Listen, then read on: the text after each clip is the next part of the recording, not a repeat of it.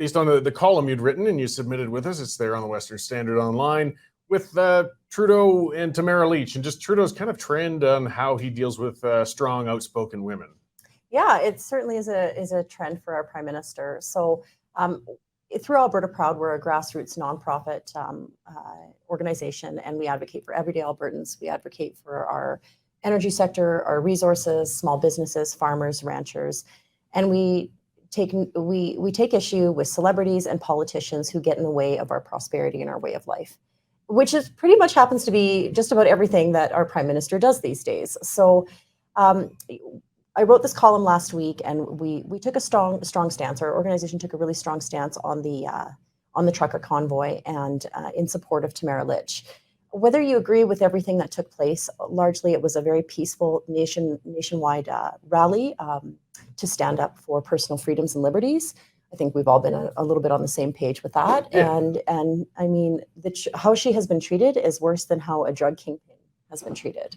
So it's really quite incredible that it took a month to get a 49-year-old grandmother from Medicine Hat out of jail. So we took a really big stand on that, and we're hoping for a positive end for Lich. She's just another name on Trudeau's long list of women, strong women, and he just seems to cut them down. You know, whether it's Jody Wilson-Raybould or Jane Philpott, the list keeps growing. Well, as you'd mentioned, it seems, I mean, again, who knows, it's speculation, but there's few men seems more insecure with strong women than self-declared feminists. Actually, you know, they always talk big, but when they actually deal with a strong, outspoken woman, they tend to lash out or deal poorly with it.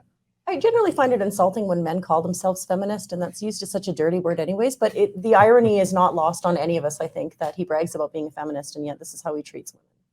Yeah, well, he also brags about caring about the citizenry and our, you know, cost of living and the little guy, though he's never actually been the little guy economically in his life, yet he's doing, you know, a kind of segue into the next topic, everything he possibly can to raise our cost of living and pressure our integral industries. That's something you wanted to talk about today as well. Oh, yeah, absolutely. So, you know, I like my props. Yes. And so my oldest daughter, she helped me out with this. This is her summer project here. So we are asking you guys to say no to Trudeau's farm fertilizer reductions. So this is moving ahead where it's part of the liberal globalist agenda to reduce fertilizers in their efforts to reduce nitrogen output, nitrogen emissions by 30% by 2030. This is their whole goal to get to net zero over the next 3 decades. The problem is it's absolutely ludicrous because the problems that are going to come out of this, and I mean, we're all watching the news, we're seeing how the Dutch farmers and what's happening in Europe, tractors blockading highways because there's going to be food shortages. We're not going to be able to feed the world with these goals. The Trudeau government is saying that this isn't against farmers, but that is absolutely not true. This is completely targeting the West. It's targeting Alberta, Saskatchewan. It's targeting our farmers because the only way for them to reduce these nitrogen output, emission outputs, is to reduce their use of fertilizers. Fertilizer is plant food. If you reduce that, you get a smaller crop yield. So the impact is upwards of $50 billion on our farmers. According to the Canadian Wheat Growers Association, just to give it, you know, bring it back home a little bit more, for the average farmer who farms 1,000 acres of canola and 1,000 acres of wheat, the average annual impact will be about $40,000 out of these individuals' pockets. So it's ludicrous, and we're going to see what's happening in Europe is going to start happening here. And we just can't let this continue. We are the 5th largest exporter of food in the world. We're going to have global food shortages, and we need to be there to feed the world. And here we are with this ridiculousness. Yes, and it's not a done deal yet. That's the reason we really got to speak up on this right now. I mean, it's proposed, it's planned, it's what he wants to do. We know that this government can never come up with anything aside from either taxing things or banning things, but they haven't said how they're going to reduce this yet. We just kind of know. But I mean, now there's still a chance to make people aware of this, to push back, write your letters. I know it seems hopeless, but you know. But it's not hopeless. No, well, that's it. The squeaky wheel gets the grease. And so we're asking everybody to push back against this. Share content on social media. We have a ton of it through the Canada Strong and Proud network. Alberta Proud is a part of that. We have reach of millions of people, namely through Facebook. We're also on Instagram, Twitter, LinkedIn, all the socials. And we're just asking you to share that content, share those news articles out there. There's share stories on TikTok. We have a TikTok channel as well. And stand with our farmers, because this is ridiculous. I mean, we've got such pressures on food banks. We've got 50% of Canadians saying that they can't put food on the table. We have 1 in 4 Canadians who are skipping meals right now. So the thought that by doing this and by impacting our ability to produce food is going to just drive prices at the grocery store up even more. And we can't afford it. I can't afford it. None of us can afford it. Well, that's it. And it goes beyond just pressuring farmers. I mean, we feel for our farmers. They're an integral industry in Canada. They're part of what built this nation, particularly the West, which is no coincidence, which is why you target them. I mean, if this was primarily targeting Quebec, we know it wouldn't be happening. And, we're not going to see a maple tax coming along anytime soon, I'm certain. But when it comes to cereal farming, and that's predominantly where this nitrogen fertilizer tends to be used, or nitrogen's generated, then it's not an issue. But reminding consumers that it's not just the farmers. Once the farmers get hit, we get hit, because they have to pass the price along. And our food staples, not luxuries, are going to go up. Absolutely. And all of this was done without any proper consultation with the players in the industry. And so they are all rightly up in arms about this, and we need to stand with them. You guys may have remembered last month, we stood really strong on proud of our Alberta beef, and we ran an back off our beef campaign, and we were part of that growing loud voices that stood up to Trudeau, and now they have rescinded that for now. And that was the whole spectacle about putting these ridiculous warning labels on our beef to deter people from eating it, to suggest that lean ground beef isn't a healthy food. I guess it's not as healthy as insects are, or whatever they want us to be eating in their global agenda. So just like that, we want you guys to reach out to us, be all over social media about it, share those articles, share your stories, stand with our farmers, and get loud and get Alberta proud about it. Yeah, that was a good point, because the Health Canada, I think it was, or which it was going to put a warning label on ground beef. It was just absurd and ridiculous.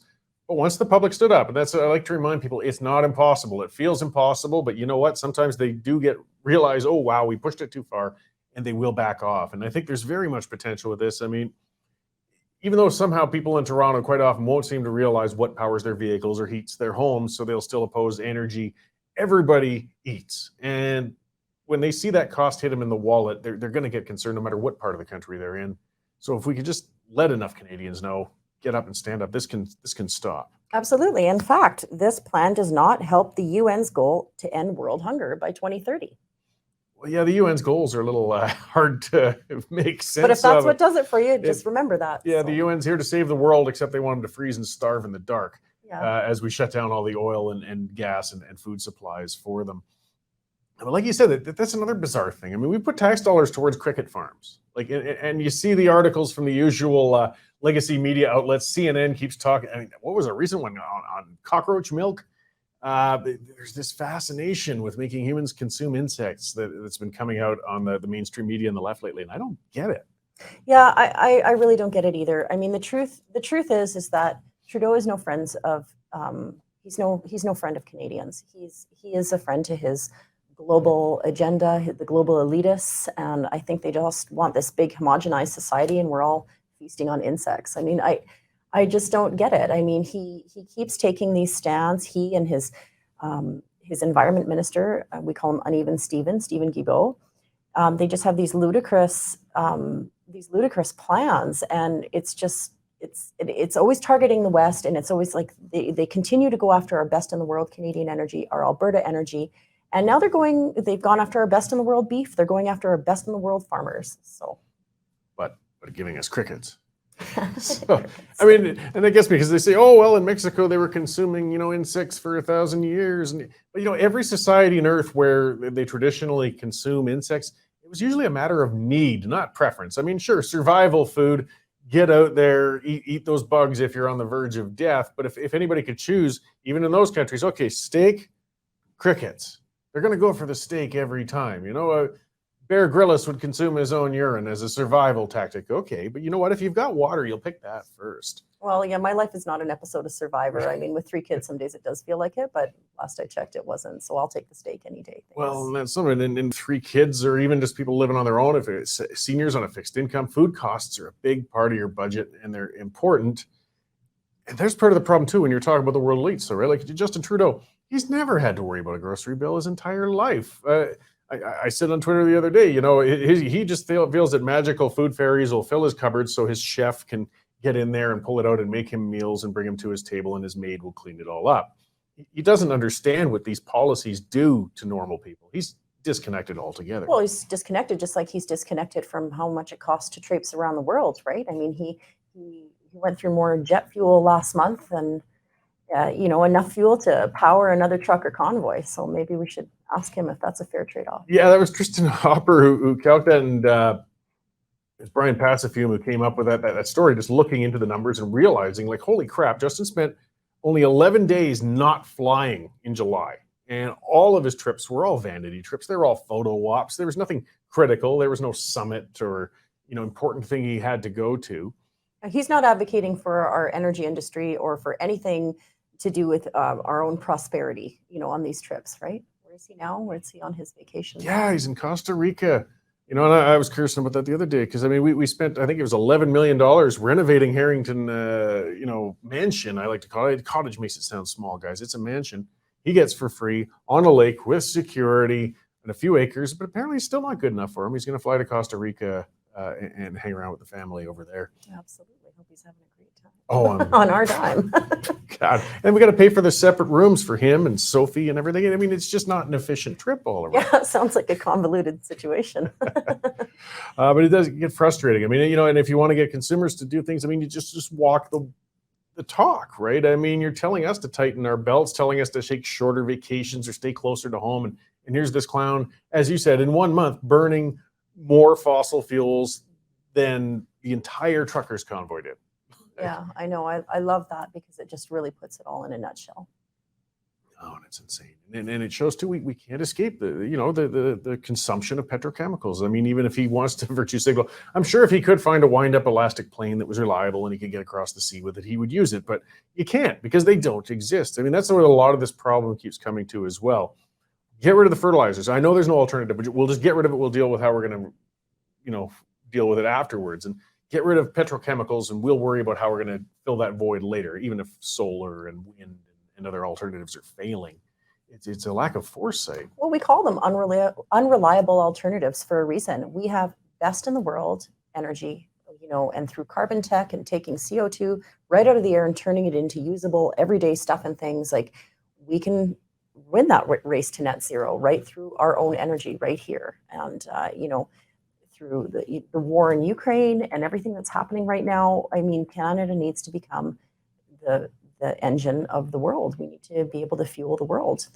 The demand for energy is only going up, not down. So, this guy's just constantly taking us, we constantly are moving one step forward and two steps backwards. So, well, and it also shows you can't appease the ideologues in this government. I mean, the energy industry has done a lot.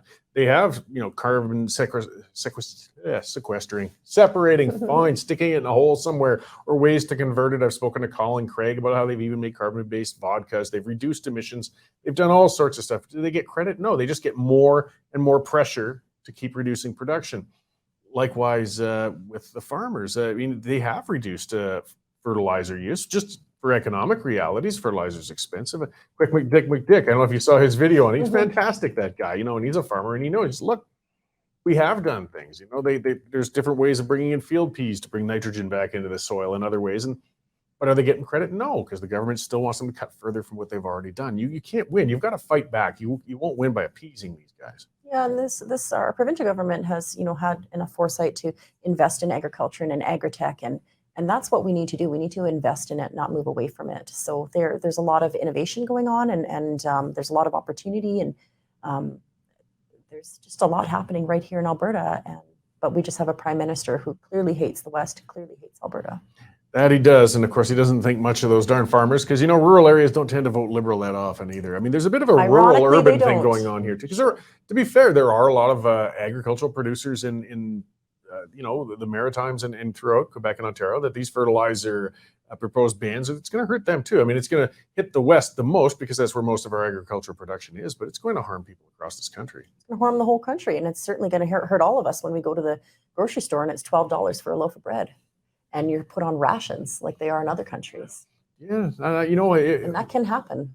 maybe there's a way. You see, one of the areas though I see Trudeau's terrified of is the dairy cartels. So if we can remind them that feed is going to go up because hay's not going to grow as efficiently without fertilizer, and once the dairy cartels speak up, it's amazing how fast the Liberals move. It really is amazing how fast it moves. And yeah, they're not going to want to have to put down all their livestock, right? If there's no way to feed those cows. Yeah, well, we'll keep pushing. But as I said, I'm just looking at alternatives and appreciate what you guys are doing with Alberta Proud, because if we don't speak up, if we don't push back, we won't win.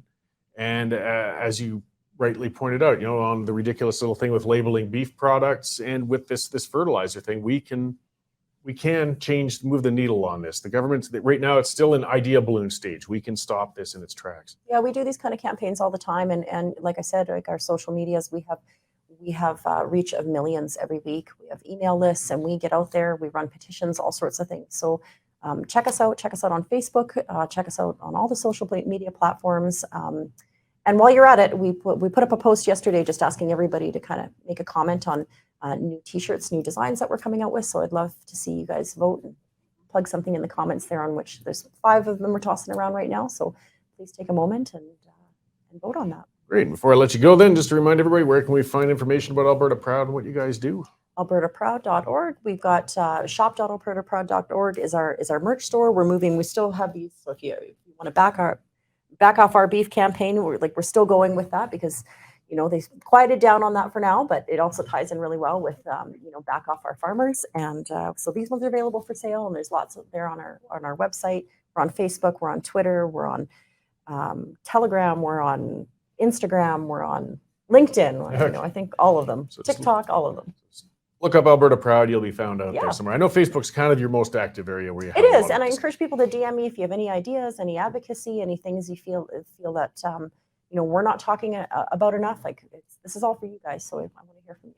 Great. Well, thanks for coming in to talk to us today, Lindsay, and thank the kids for putting together the great props Yes, I this time will. around. Absolutely. We can have fun with advocacy at times. Yes, and, just a last reminder to say no to Trudeau's farm fertilizer reductions.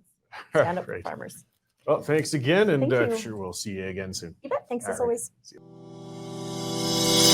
you.